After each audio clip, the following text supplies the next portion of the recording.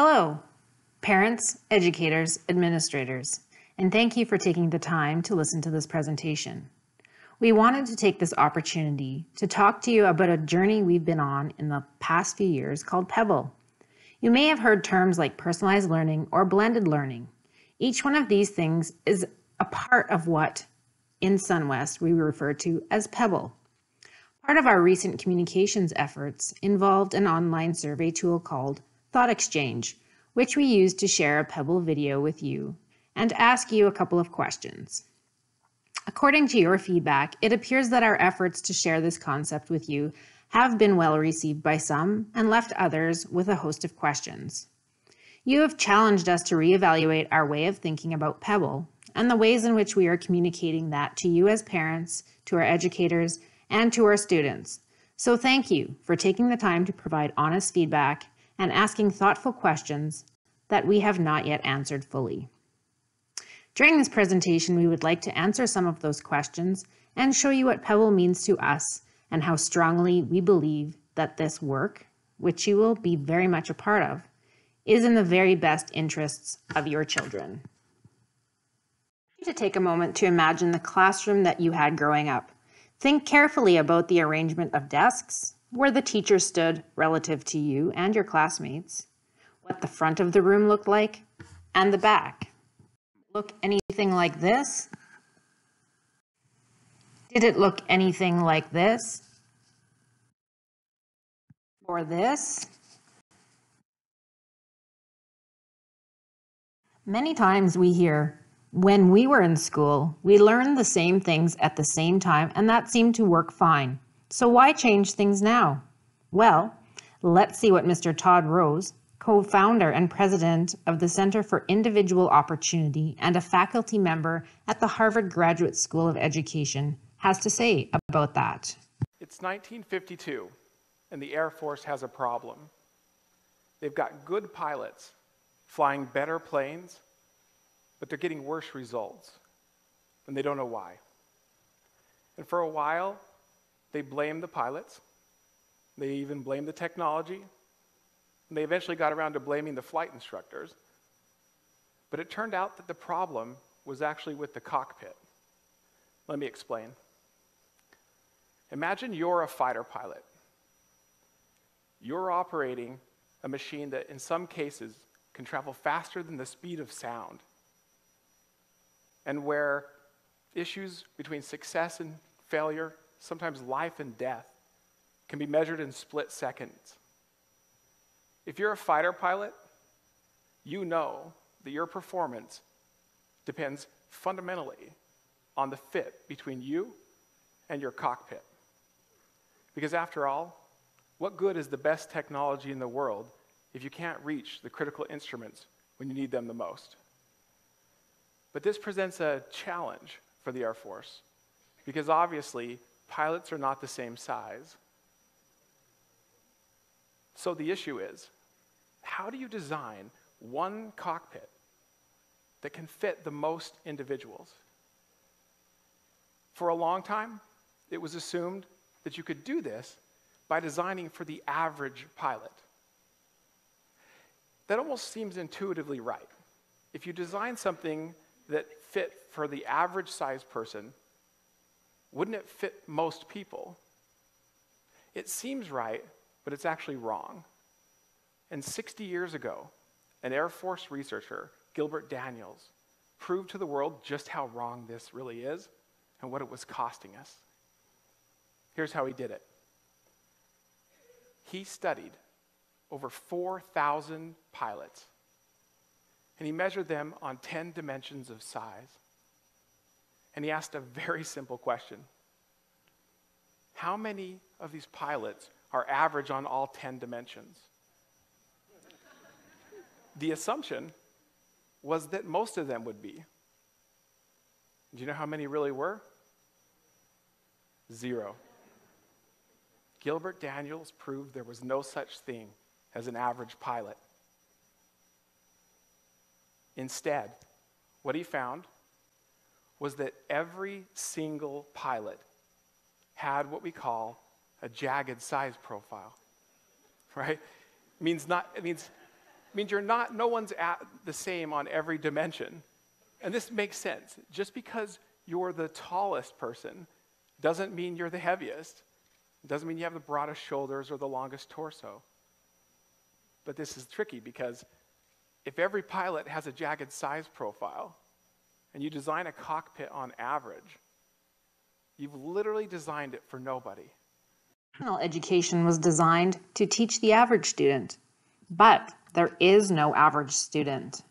Time to stop designing education as if there was. Educators around the world are making the shift. It's quickly becoming the most popular teaching practice amongst educational leaders worldwide. According to the Great Schools Partnership, an American nonprofit organization championing national school redesign, personalized learning refers to a diverse variety of learning experiences, instructional approaches, and academic strategies that are intended to address the distinct learning needs, interests, aspirations, and cultural backgrounds of individual students. The key here is to note that the concept of personalized learning encompasses many strategies, but specifically those in which the student has a role to play in directing aspects of their own learning. Electronically translate to something that happens by means of an electronic device or equipment. It does not mean that learning is entirely given over to computers or other devices. It means we use electronics and technology as tools that help us to achieve our goals. They are the medium through which we access learning resources, assess progress, and provide feedback, but is not the only tool that we do use. Does it mean that students spend most of their days on their computers? No. Quite simply, it does not. Let's listen to one of our Kindersley teachers tell us about how computers and technology are used in her classroom. Trying to find new ways to incorporate technology in meaningful ways. It can often seem really scary or overwhelming to find those ways where it's actually going to be meaningful, where it's not just let's have fun on the computer. Blended learning combines digital or online media with traditional face-to-face forms of instruction and is another strategy being practiced by educators worldwide. In this model, students have flexibility in the pace and path they take to master curricular outcomes. When we say outcomes, we mean what subjects and what topics they're learning about based on what the province of Saskatchewan has outlined as must-dos, and the path in which they take to achieve their goals. Blended learning also includes a mix of independent, peer-led, or teacher-led instruction.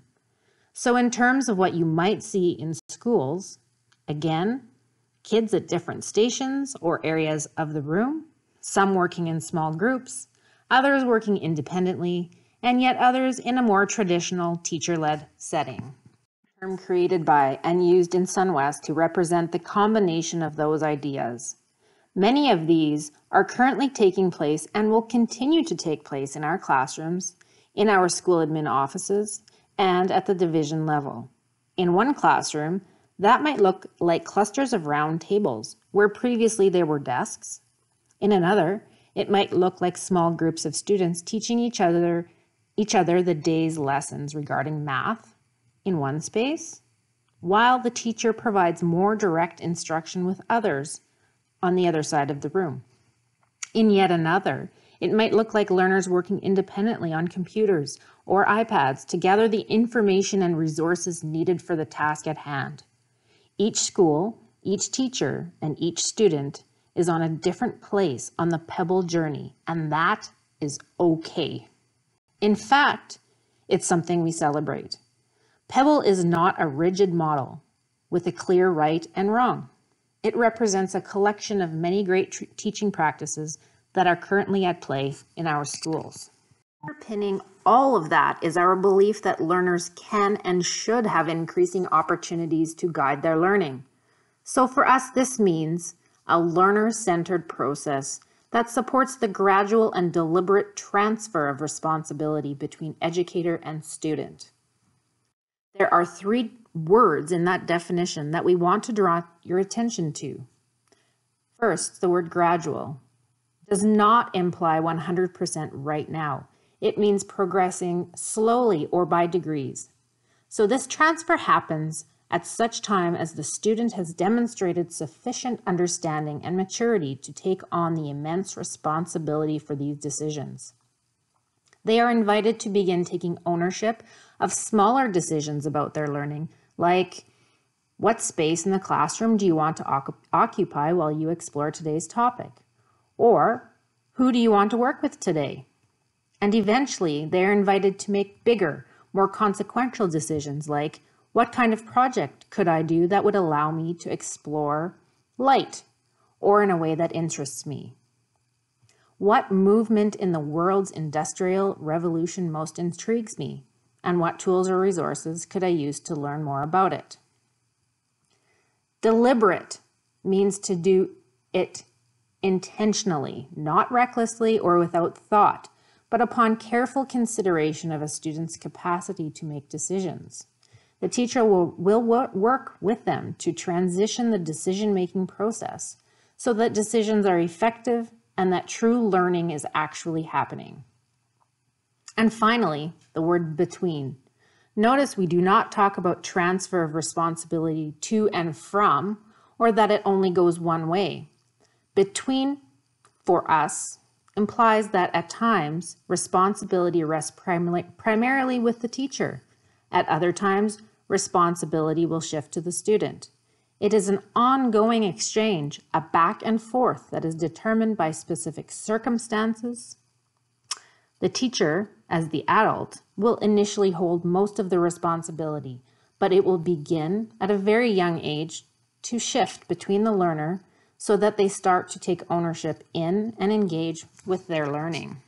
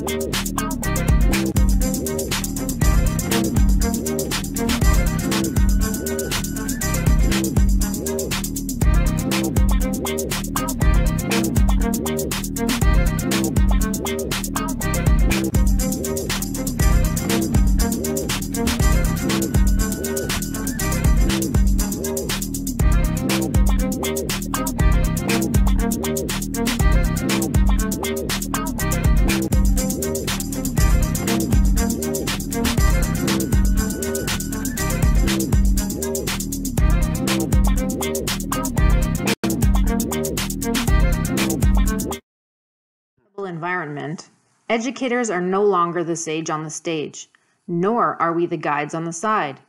In the PeBL process, we are activators of learning.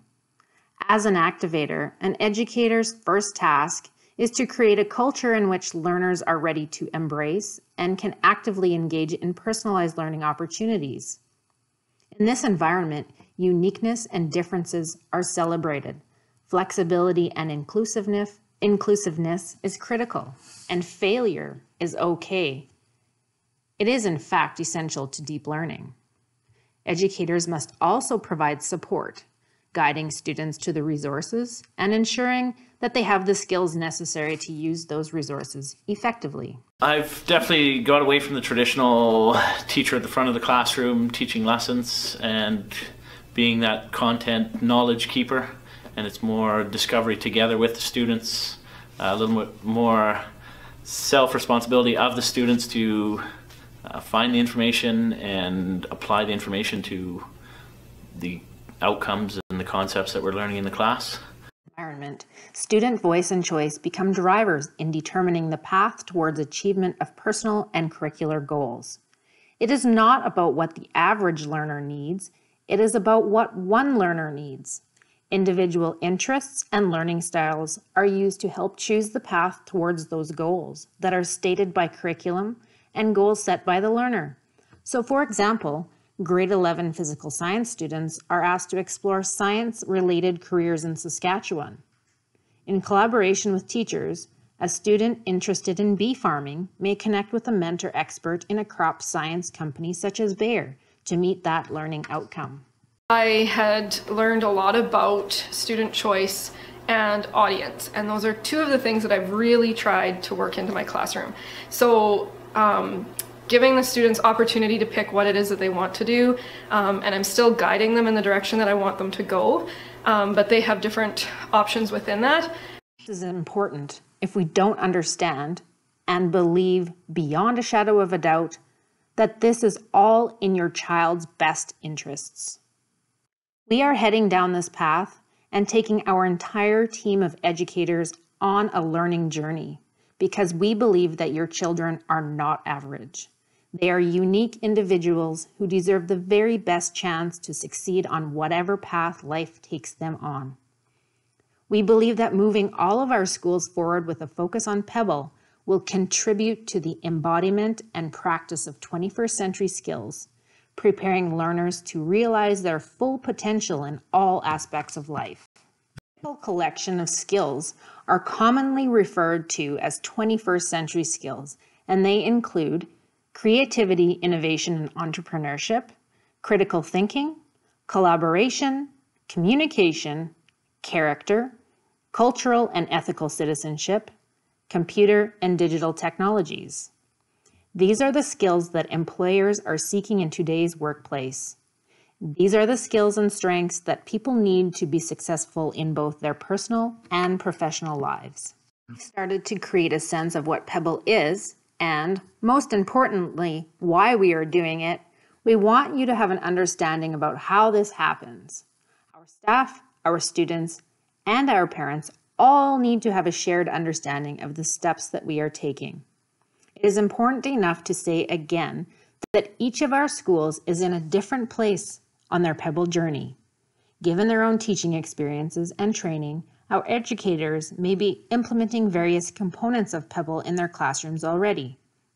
Learners, given their individual aptitudes, preferences, and skill sets, may already be exercising more choice in regards to their learning. As parents, it is important to know that each school will be given the tools and supports to fully embrace PeBL. But if it looks different in your school right now than what you see or hear about in other schools, that's okay. We will provide the learning supports and mentoring for each school to work through 4 essential processes. First, we will conduct readiness assessments. Then we will engage in 3 phases of change: culture building, character building, and skills and knowledge building. Step is readiness assessments. We will help our students, classrooms, schools, and division to reflect on their current state and readiness for PeBL. We will implement the culture building phase. We want to make clear that even though we might explain these as first, second, next, etc., in actuality, there is no correct chronological order. There will be elements of all 4 phases happening at once. And again, that is okay. Change is about culture building. There are many, many ways to affect a culture. So to help us focus in on each of those themes, we have adopted a framework called Reorder that was developed by an English educator named Dan Buckley. We have actually established a relationship with Mr. Buckley, and he is wholeheartedly in favor of us using this tool and is working with us to make it fit our needs. Remember earlier when we talked about the role of the educator? It is to create culture, both in the classroom and in the division. Educators have a critical role in building momentum around cultural redevelopment. Certainly in the beginning, they will start by asking key questions about the existing culture. In time, once a culture of inquiry is more firmly established, the intent is that learners and educators will together challenge the norm and take steps to redefine culture. So let's take a look at Reorder. The 7 elements of culture are relationships, environment, opportunities, resources, distribution of leadership, evaluation, and recognition. Relationships is believing that we are all learners, we are all mentors, and we must begin to explore how we relate to each other. How do we interact with and support each other? Who are the people with whom we cultivate learning relationships in and outside of our school? As we look at our learning environments, we need to provide flexible spaces and times in which different kinds of learning can happen. Environments establish norms for who leads, what behavior is expected, and what should take place in the space. Opportunities refers to the opportunities for the student voice and choice to drive learning. As we create opportunities to meet academic outcomes, are we considering the different ways in which they might obtain that knowledge or develop those skills? How will we create learning opportunities that offer choice of path and pace? Are we being mindful of their individual learner profiles as we choose a pathway? From a resources perspective, how do we want to access, distribute, and learn from people, technology, knowledge, and skills? How do we capitalize on those to assist us in meeting our goals? When we talk about the distribution of leadership, we are referring to that transfer of responsibility. How can we be intentional about creating a culture that allows and in fact encourages that transfer? How will leadership, mentorship, skills be fostered, grown, and practiced? How do people share leadership? How are leadership skills being refined? Evaluation means setting goals and measuring growth. We want to ensure that the ways that we are measuring progress and that the very things that we are measuring align with our goals. We want to have clear methods of assessment established before we embark on our projects so that we can track growth in the greatest sense of the word. We want to ensure that we are evaluating student progress, school progress, and division progress as we work towards our PeBL goals. And lastly, recognition. It's more than celebrating success. It's about honoring growth, potential, and mastery. How will learners be recognized for their achievements, for supporting and enhancing the vision and values of the school? How will educators and parents be recognized? How can this recognition fuel public sharing and prompt further learning? Working through the reorder framework will be an intensive and ongoing process for every one of us. We will never be done building our culture. These are questions we must start and never stop asking of ourselves to ensure that we have the most PeBL-friendly schools. At the same time as we are looking at culture, we will explore the process of character building.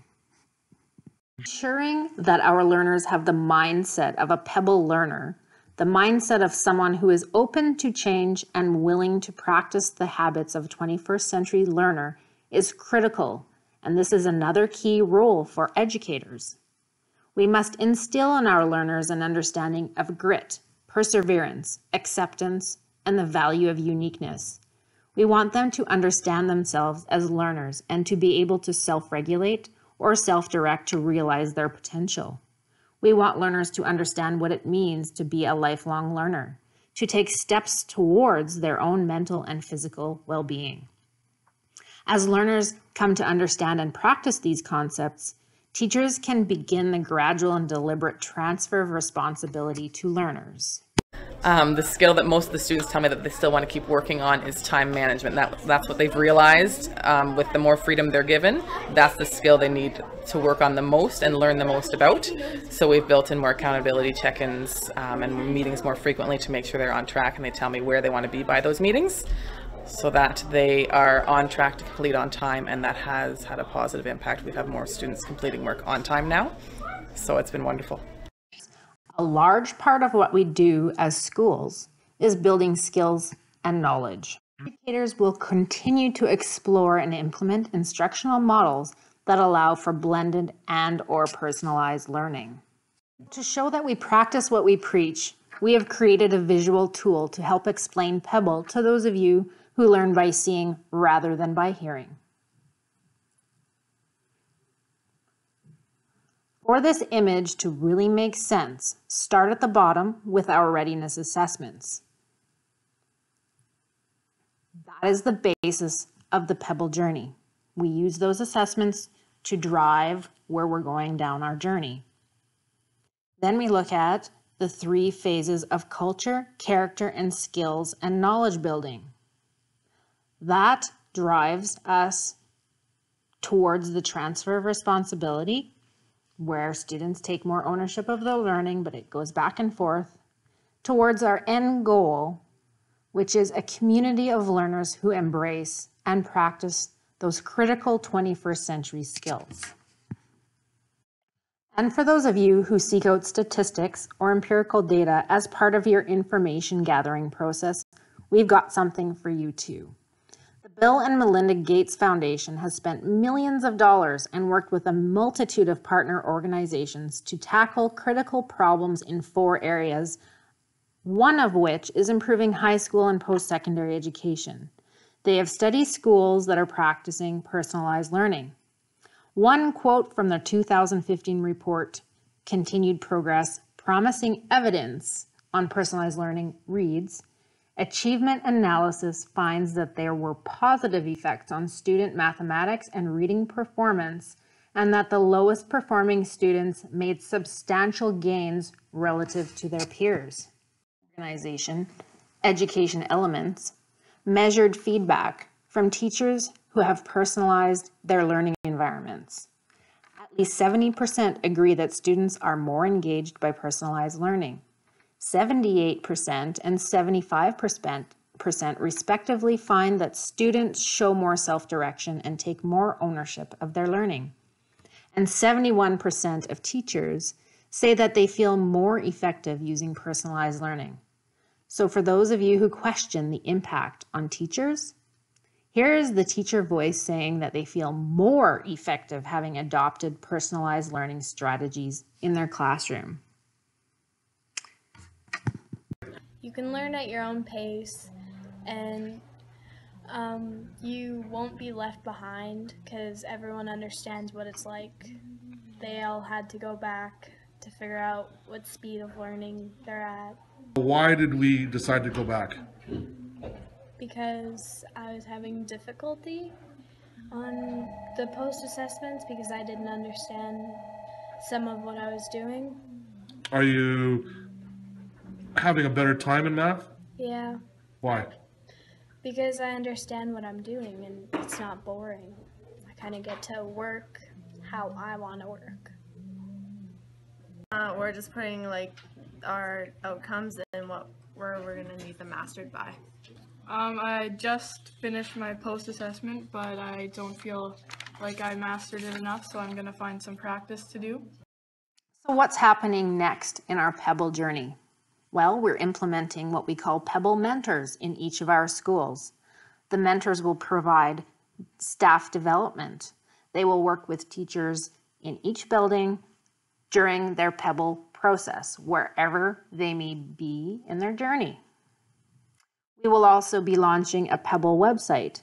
This website will be used to share information, showcase learning, as well as to answer questions and communicate the important components of PeBL. We will also be linking to the results from the thought exchange.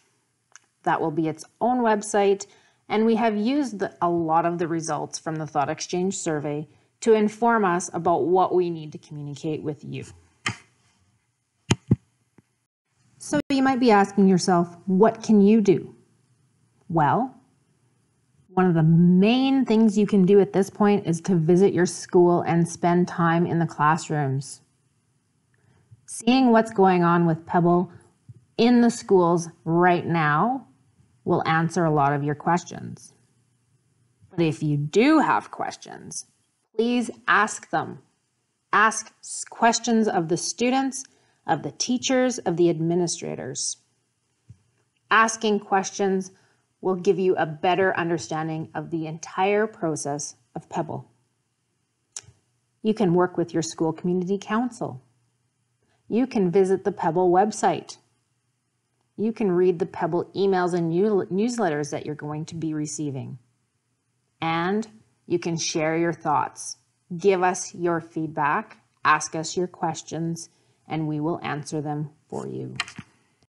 If you have any questions about this video, this presentation, please feel free to email us and we will get back to you with an answer as soon as possible. Thank you for listening to us, and we hope this gives you a better understanding of what PeBL means to us and why we believe in this process. And please join us on our PeBL journey.